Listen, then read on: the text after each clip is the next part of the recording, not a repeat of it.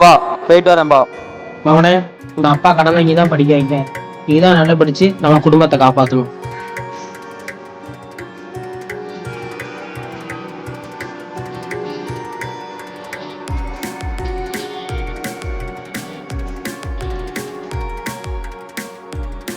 முத நாளே காலேஜ் எப்படி தெரியல. மாப்பிள்ள பார்த்துக்கலாம். மே கேட்குங்க சார்.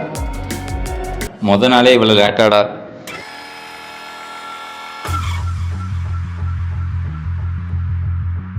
இவரு வேற எடு மாப்பிள்ள போனேன்.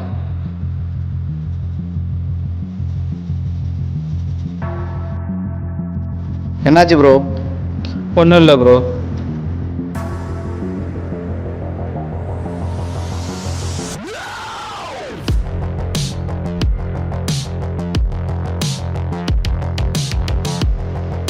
என்னாச்சு ப்ரோ?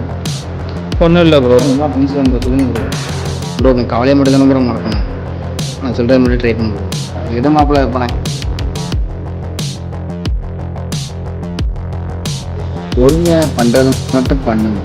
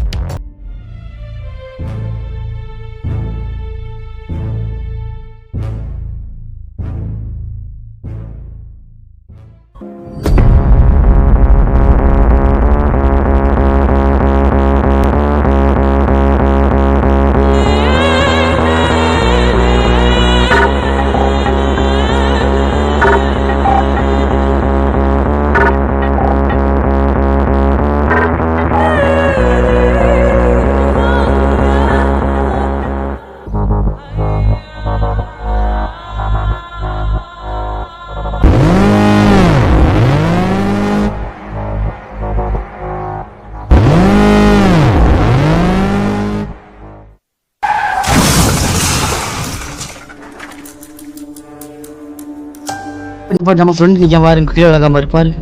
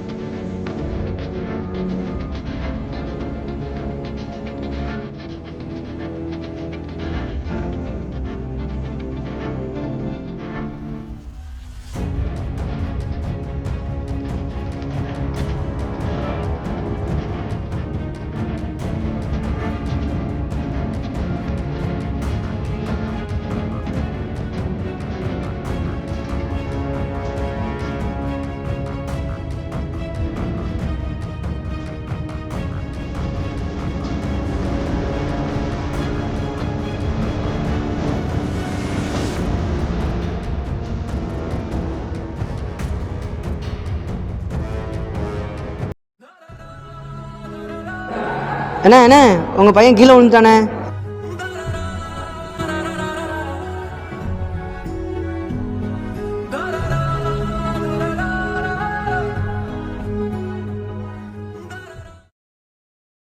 பையனுக்கு என்ன ஆச்சு?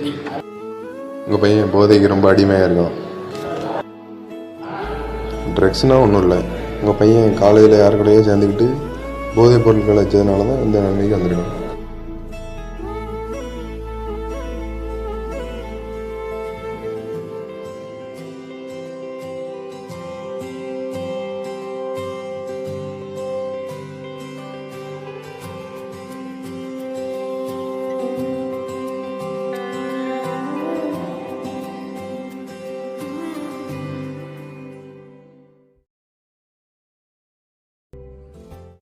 நமக்கு முதல்ல போன உடனே ஒழுக்கம் கல்வி உயர்வு அப்படின்னு போட்டிருப்பாங்க. அந்த ஒழுக்கம் நமக்கு கரெக்டா இருந்தா மத்தது எல்லாம் தானாவே நமக்கு வரும். நீங்க எவ்வளவுதான் ஒரு ஸ்டூடெண்ட் படிச்சு எவ்வளவுதான் திறமையான ஆளா இருந்தாலும் அந்த ஒழுக்க நிலையில கொஞ்சம் மாறினாலும், ஒழுக்கம் மீன்ஸ் அதுல 99% போதை இதுதான் நமக்கு ஃபர்ஸ்ட். இது அந்த போதைக்கு அடிமையாகாம இருந்தா அவருடைய வாழ்க்கை கடைசி வரைக்கும் அவருக்கு முன்னேற்றம் இருக்கும். என்ன எவ்வளவு பெரிய ஒரு நாலேஜ் உள்ள ஆளா இருந்தாலும் சரி, அவருடைய ஒட்டுமொத்த வாழ்க்கையும் ஒரு செகண்ட்ல மாத்துறது இந்த போதை மட்டும்தான். இப்ப நடக்கிற விபத்தானாலும் சரி, அல்ல எந்த ஒரு வழக்கு கொலை கொள்ளை எந்த ஒரு சம்பவத்துக்கு பின்னணியிலையும் இந்த போதை தான் இருக்குது. ட்ரங்கன் மூட்ல பண்ணினாரு அப்படிங்கிறதுதான் இருக்கும். ஸோ அந்த போதை பழக்கத்துக்கு அடிமையை வந்து ஒருபோதும் ஆகாதீங்க. நீங்களாம் வந்து நாட்டில் வந்து எதிர்காலத்தில் வந்து நாட்டை முன்னேற்றத்துக்கு ஏற்படுத்தக்கூடியவங்க. வந்து உங்களுக்கு வந்து ஒரு ஆள்கிட்ட நாங்கள் வந்து காலேஜில் ஒரு நபர்கிட்ட சொன்னால் நீங்கள் உங்கள் குடும்பத்தில் எல்லாருக்கும் சொல்லுவீங்கிற நம்பிக்கையில் தான் நாங்கள் ஒவ்வொரு காலேஜ் ஸ்கூல் எல்லா இடமுமே நாங்கள் அவேர்னஸ் பண்ணிட்டு இருக்கோம். அந்த இதை வந்து முதல்ல நீங்கள் ஃபாலோ பண்ணணும். எக்காரணத்தை கொண்டும் இருசக்கர வாகனத்தில் 3 பேர் போகாதீங்க. அது இருசக்கர வாகனம் 2 பேர் மட்டும் போங்க.